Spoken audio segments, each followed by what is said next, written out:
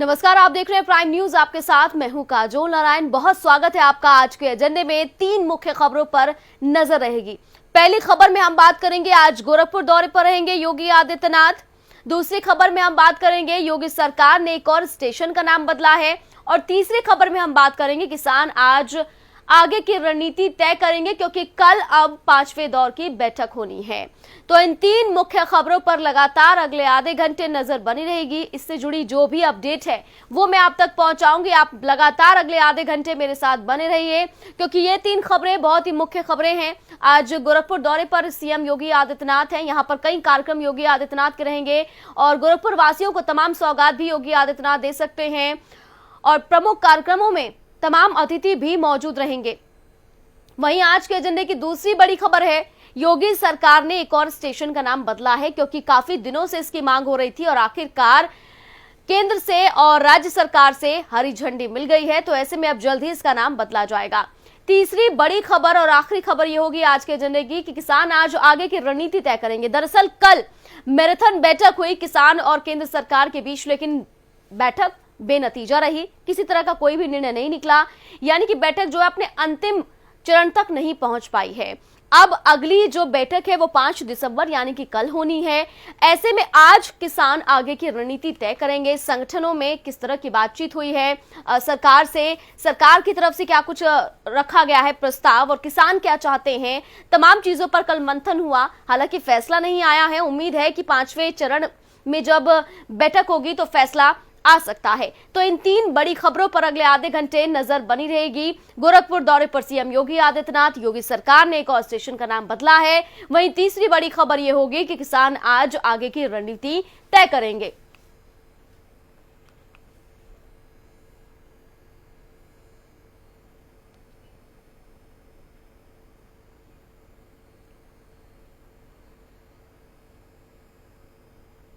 और आज के एजेंडे की पहली बड़ी खबर का रुख करेंगे। आज गोरखपुर दौरे पर रहेंगे सीएम योगी।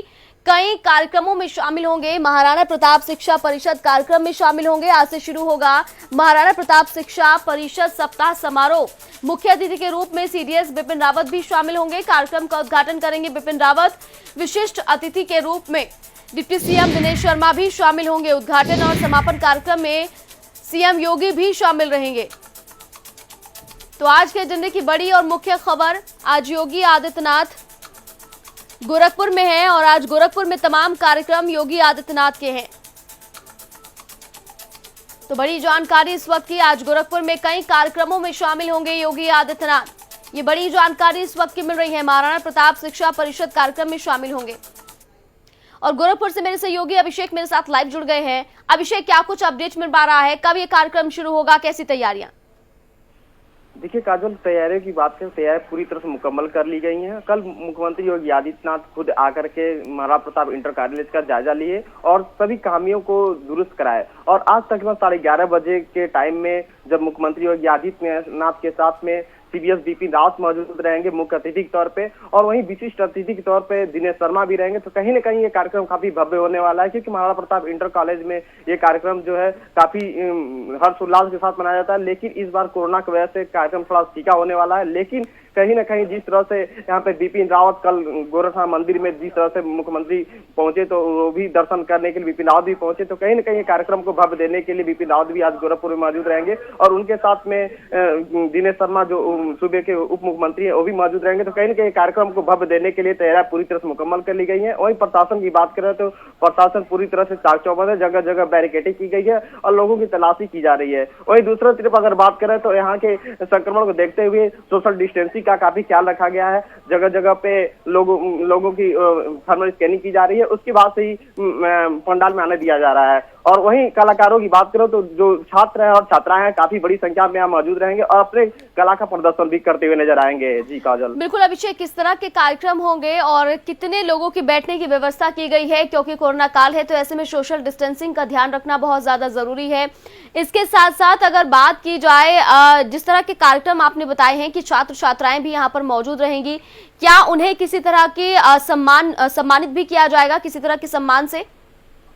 देखिए, महाराणा प्रताप इंटर कॉलेज में 28वां संस्थापक दिवस है और इस दिवस में काफी बड़ी संख्या में छात्र छात्राएं होती हैं जो अपने कला का प्रदर्शन करते हुए नजर आते हैं और वहीं मुख्यमंत्री योगी आदित्यनाथ पूरी तरह से मौजूद होते हैं और वहां पे जो विशिष्ट अतिथि और मुख्य अतिथि आए होते हैं पूरी तरह से उन लोगों को बच्चों की कला के प्रदर्शन को देखते हुए नजर आते हैं। तो कहीं ना कहीं ये कार्यक्रम को भव्य देने के लिए पूरी तरह से तैयारी की गई है। वहीं हम दूसरी तरफ बात करें तो आज मुख्यमंत्री योगी आदित्यनाथ जो 69 शिक्षक भर्ती का प्रक्रिया चल रहा था उसमें अपने हाथों से नियुक्ति पत्र भी देते हुए नजर आएंगे, क्योंकि ये काफी बड़ी संख्या में जो टीचर हैं वो इंतजार कर रहे थे कि मुख्यमंत्री के हाथों से नियुक्ति पत्र मिले। तो आज मुख्यमंत्री योगी आदित्यनाथ अपने हाथों से हर जिलों से 5-5 टीचरों को अपने हाथों से नियुक्ति पत्र देते हुए नजर आएंगे। और वहीं अगर बात करें तो यहाँ पे एक आयुष कॉलेज की बंदोबस्त की गई है जो कि तकरीबन 22 एकड़ जमीन का तलाश भी कर ली गई चौरी चौरा में। वहां पर पूरी तरह से तैयारियां के लिए वहां मुकम्मल कर ली गई हैं और जल्द ही उसका शिलान्यास भी हो जाएगा। तो तकरीबन हर तरह से मुख्यमंत्री योगी आदित्यनाथ गोरखपुर विकास कार्यों का जायजा लेते हुए नजर आ रहे हैं और जहां भी जाते हैं तो विकास कार्यों को लेकर के काफी समर्पित रहते हैं। और यहाँ पर बात करें तो लखनऊ में जब भी रहते हैं तो विकास कार्यों के साथ अधिकारियों के साथ बैठक करते हैं, गोरखपुर आते हैं तो विकास कार्यों को लेकर बैठक करते हैं। तो कहीं ना कहीं जिस तरह से इनकी छवि है विकास कार्यों को ध्यान देते हैं। वहीं हम दूसरी तरफ बात करें बनारस में, तो बनारस में गए थे तो काफी तरह से हर तरह से परियोजनाओं का शिलान्यास करते हुए नजर आ रहे थे। तो इनका पूरी तरह से फोकस है कि यूपी में पूरी तरह से विकास का नजारा देखने को मिले, तो उसमें पूरी तरह से मुख्यमंत्री योगी आदित्यनाथ खड़े उतर रहे हैं। जी काजल। बिल्कुल अभिषेक, आज गोरखपुर में सीएम योगी आदित्यनाथ के और क्या कार्यक्रम है, और दूसरी तरफ हमने देखा है कि जो कार्यक्रम आज होना है महाराणा प्रताप जो कॉलेज है इसमें मुख्य अतिथि के तौर पर सीडीएस बिपिन रावत भी मौजूद रहेंगे। उनके आगमन को लेकर प्रशासन कितना तैयार है, क्योंकि जब वो आएंगे वही उद्घाटन करेंगे, इस कार्यक्रम का समापन योगी आदित्यनाथ करेंगे। देखिए, मुख्य अतिथि कल ही जब गोरखपुर पहुंचे तो एयरफोर्स ने पूरी तैयारियां मुकम्मल कर ली गई थी और जब वो चीफ गेस्ट हाउस में पहुंचे तो वहां पर तमाम तरह के अधिकारी मौजूद थे। उनके तैयारियों को लेकर के जगह जगह पे बैरिकेडिंग की गई थी, पुलिस फोर्स भारी भरकम में लगा दी गई थी और वो जब मंदिर दर्शन करने के लिए पहुंचे तो काफी उत्साहित नजर आ रहे थे, क्योंकि पहली बार गोरखनाथ मंदिर में दर्शन करने पहुंचे थे। तो यहाँ पर और भी लोग थे, उन लोगों से बात करते हुए नजर आ रहे कि गोरखपुर में लगातार विकास कार्यों को जिस तरह मुख्यमंत्री योगी आदित्यनाथ ध्यान दे रहे हैं तो उससे काफी प्रभावित हुए कि जिस तरह गोरखपुर सिटी को काफी अरसे से इंतजार था विकास कार्यों का, उसका इंतजार का घड़ियां खत्म हो गई। और दूसरी तरफ अगर बात करें तो एम्स का भी निर्माण कार्य जो है काफी तेजी से हुआ और संचालित भी हो गया और आज बच्चों का एडमिशन भी स्टार्ट हो गया। तो वहीं इसको लेकर के मुख्यमंत्री भी काफी समर्पित है और आयुष कॉलेज का जो तकरीबन 22 एकड़ में आयुष कॉलेज का निर्माण शिला रख रहे हैं, उसमें अब बच्चों को जो छात्र छात्राएं हैं उन लोगों के एडमिशन के लिए बाहर नहीं जाना पड़ेगा, गोरखपुर में दाखिला मिलेगा। तो इसको लेकर के चर्चा भी की गई थी बिपिन रावत से और आज जो मुख्य अतिथि के तरफ से मौजूद रहेंगे और मंच पे रहेंगे तो उनके साथ में दिनेश शर्मा भी रहेंगे। तो काफी ये कार्यक्रम भव्य भी किया जाएगा। जी अभिषेक, महाराणा प्रताप इंटर कॉलेज को क्या कोई खास सौगात योगी आदित्यनाथ द्वारा आज मिल सकती है और खास संबोधन किस तरह से रहेगा योगी आदित्यनाथ का आज, क्योंकि जब भी वो इस तरह के कार्यक्रमों में जाते हैं तो छात्र छात्राओं से जुड़ते हैं या फिर आम जनता को भी संबोधित करते हैं। हाँ बिल्कुल काजल, जिस तरह से जब भी महाराणा प्रताप में कोई कार्यक्रम होता है तो उसको लेकर के मुख्यमंत्री योगी आदित्यनाथ कोई न कोई संदेश देते हैं, बच्चों के लिए संदेश देते हैं। तो आज देखने वाली बात होगी कि बच्चों के प्रति क्या संदेश देते हैं। हालांकि उनके साथ में जब डिप्टी सीएम के दिनेश शर्मा मौजूद रहेंगे तो उनकी भी बातों को ध्यान में देखने की जरूरत है कि क्या ये संदेश देते हैं, बच्चों के लिए क्या ये लोग करते हैं, क्योंकि छात्र छात्राएं जो युवा वर्ग है वो काफी सरकार से अपेक्षाएं रखती है कि एक बच्चों के लिए क्या कर रहे हैं। तो आज देखने वाली बात होगी कि क्या संबोधन में अपने योगी आदित्यनाथ क्या बोलते हैं और क्या बातें निकल के आती हैं छात्रों के लिए, क्योंकि ये काफी बड़ी संख्या में आज छात्र मौजूद होते हैं। लेकिन इस बार कोरोना काल की वजह से जो है कि लिमिटेड परमिशन दी गई है। तो अब देखने वाली बात होगी आज संबोधन में क्या योगी आदित्यनाथ कहते हैं। जी काजल, बिल्कुल शुक्रिया तमाम जानकारी पहुंचाने के लिए अभिषेक। तो आज गोरखपुर दौरे पर योगी आदित्यनाथ और महाराणा प्रताप इंटर कॉलेज के कार्यक्रम में वो शामिल होंगे। मुख्य अतिथि के तौर पर सीडीएस बिपिन रावत भी शामिल होंगे, दिनेश शर्मा भी मौजूद रहेंगे। छात्र छात्राओं का विशेष कार्यक्रम रहेगा और छात्रों को सम्मानित भी कर सकते हैं योगी आदित्यनाथ। और आज के एजेंडे की दूसरी बड़ी खबर का रुख करेंगे। योगी सरकार ने एक और स्टेशन का नाम बदला है, मां बराही देवी धाम के नाम पर होगा दादूपुर रेलवे स्टेशन। उत्तर प्रदेश में लखनऊ वाराणसी रेलखंड पर प्रतापगढ़ और बादशाहपुर के बीच स्थित दादूपुर रेलवे स्टेशन का नाम अब मां बराही देवी धाम होगा। इस संबंध में केंद्र सरकार की सहमति मिल गई है। वहीं मुख्यमंत्री योगी आदित्यनाथ ने भी नाम परिवर्तन को हरी झंडी दे दी है।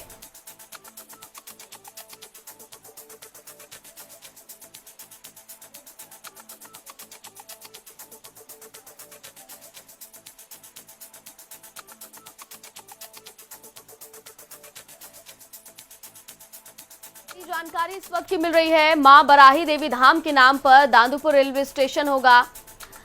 बड़ी जानकारी इस वक्त की मिल रही है। केंद्र के बाद मुख्यमंत्री के अनुमोदन के बाद अब जल्द ही नाम परिवर्तन के संबंध में अधिसूचना जारी भी कर दी जाएगी। गुरुवार को मुख्यमंत्री कार्यालय से सोशल मीडिया के जरिए इस बात की जानकारी दी गई। प्रतापगढ़ के रानीगंज तहसील मुख्यालय स्थित इस रेलवे स्टेशन का नाम बदलने की मांग काफी लंबे समय से चल रही थी। जन आकांक्षाओं का सम्मान करते हुए स्थानीय धार्मिक और आध्यात्मिक स्थलों को विशिष्ट पहचान देने के संकल्पों के क्रम में अब इसका नाम मां बराही देवी धाम किया जा रहा है। दांदूपुर रेलवे स्टेशन पर एक्सप्रेस और पैसेंजर सहित कई ट्रेनों का ठहराव होता है। यहां दिल्ली से वाराणसी आने जाने वाली Kashi Vishwanath express, Raebareli Jaunpur express, Lucknow Varanasi intercity एवं पीवी ट्रेन का ठहराव होता है। तो ऐसे में धार्मिक नगरी को देखते हुए लगातार मांग वहां के निवासी कर रहे थे कि इसका नाम बदलना चाहिए। तो ऐसे में योगी सरकार ने अब एक बार फिर से रेलवे स्टेशन का नाम बदला है। लखनऊ बनारस रेल खंड पर प्रतापगढ़ और बादशाहपुर के बीच में पड़ने वाले दादूपुर स्टेशन का नाम अब मां बराही देवी धाम हो गया है। इस संबंध में केंद्र सरकार के साथ सीएम योगी ने भी इसको हरी झंडी दे दी है। तो बड़ी जानकारी इस वक्त की मिल रही है। मां बराही देवी धाम के नाम पर होगा दादूपुर रेलवे स्टेशन। काफी दिनों से मांग चल रही थी। जो आसपास के लोग हैं इसे आध्यात्मिक नगरी और धार्मिक नगरी कहा करते थे, क्योंकि यहाँ पर मां बराही देवी धाम है।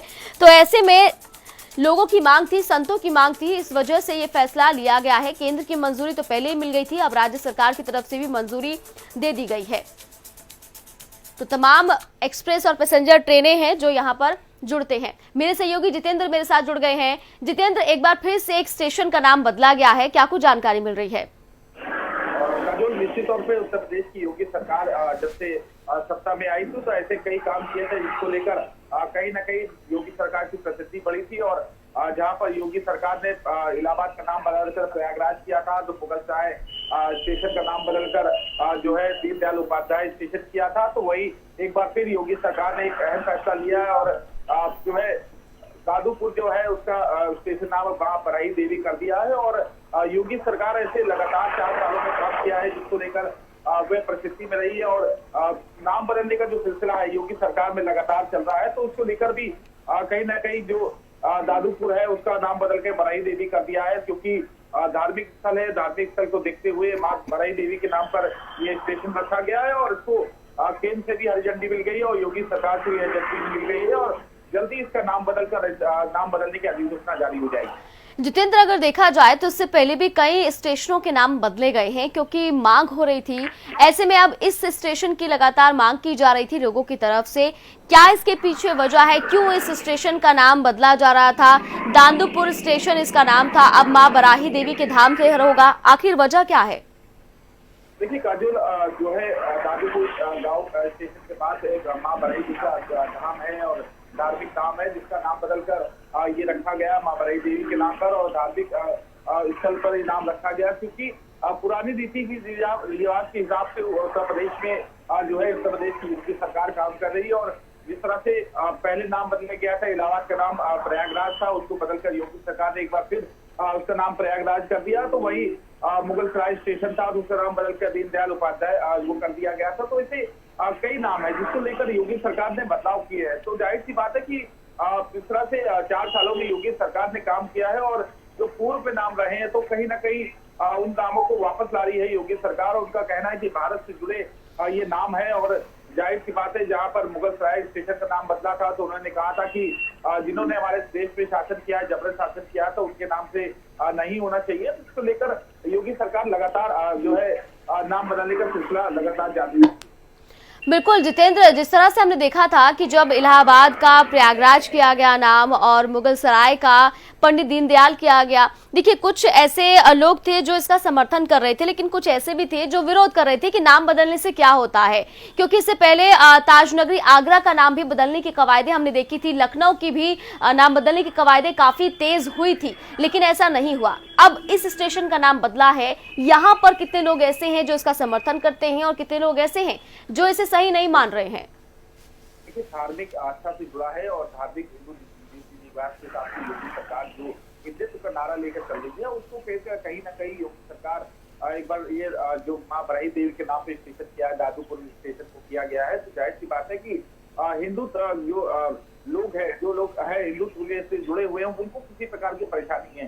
काजोल, निश्चित तौर पे ये जो है आपत्ति सिर्फ कहीं ना कहीं विपक्षी पार्टी की हो सकती है और योगी सरकार को जो लगातार घेरने का काम कर रहे हैं, क्योंकि जिस तरह से मुगलसराय का नाम बदला था, उसका नाम पंडित दीनदयाल उपाध्याय का नाम रखा गया था, तो प्रयागराज इलाहाबाद का नाम बदल के प्रयागराज किया था, तो कहीं ना कहीं वो हमला बढ़ते। जिसकी नाम बदलने से क्या होगा? उन्होंने तमाम बातें योगी सरकार को निशाने साधा, कहा कि सरकार काम नहीं कर रही, केवल नाम बदलने का काम कर रही है। तो जाहिर सी बात है विपक्षी पार्टी कहीं ना कहीं इन नामों को नाम बदलने का सिलसिला है वो समर्थन नहीं कर रहे। बिल्कुल जितेंद्र, और लगातार देखा जाए तो इस तरह की कवायदे आगे भी हमें देखने के लिए मिल सकती है। अगर बात की जाए स्टेशन की, तो कौन सा बड़ा स्टेशन है जितेंद्र जो कि इस स्टेशन को कवर करता है या इससे मिलता है? देखिए, ये दादूपुर स्टेशन जो है लखनऊ प्रतापगढ़ जो रेलखंड में है, वो कहीं ना कहीं बड़ा स्टेशन है, क्योंकि माँ बराही देवी के नाम पर वहाँ पर धाम है, उनके नाम से ये रखा गया, वहाँ पर उनका धाम है, तो लोग उन धाम को पहचाने, धार्मिक आस्था जुड़े, तो इसको लेकर ये नाम रखा गया, योगी सरकार ने नाम करा है। तो जाहिर सी बात है माँ बराही देवी के नाम से ये धाम जाना जाए, और कहीं ना कहीं उसके नाम पर ये दादूपुर जो स्टेशन है उसको रखा गया है, और लखनऊ से प्रतापगढ़ का रेलखंड है, उनको ये बीच में स्टेशन पड़ता है। तो जाहिर सी बात है माँ बराही देवी के नाम पर स्टेशन रखा गया, नाम रखा गया है, तो उनके धार्मिक आस्था को कहीं ना कहीं और उसको प्रसिद्धि देने के लिए, माँ बराही देवी के स्थान को प्रसिद्धि देने के लिए नाम बदला गया। जितेंद्र, कितनी ऐसी ट्रेनें हैं जो इससे गुजरती हैं? क्या एक्सप्रेस भी हैं, पैसेंजर भी हैं?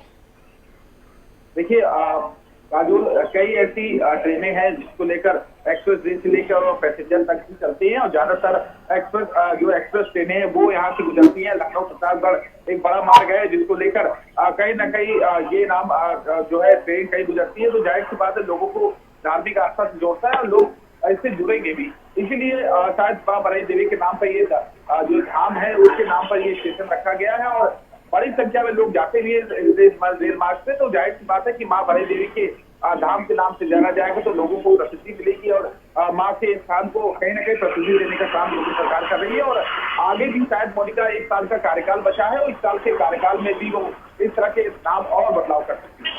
बिल्कुल जितेंद्र, यानी कहा जा सकता है कि सरकार की मंशा जो है साफ है, हिंदुत्व को बढ़ावा देना है, और साथ ही साथ जो नाम कहीं गुम हो गए थे उसे भारत को वापस लौटाना है, ये हम कह सकते हैं। और लोगों में भी काफी खुशी होगी जितेंद्र जिस तरह से नाम बदला गया है, और माँ बराही देवी में वहां पर काफी आस्था है लोगों की।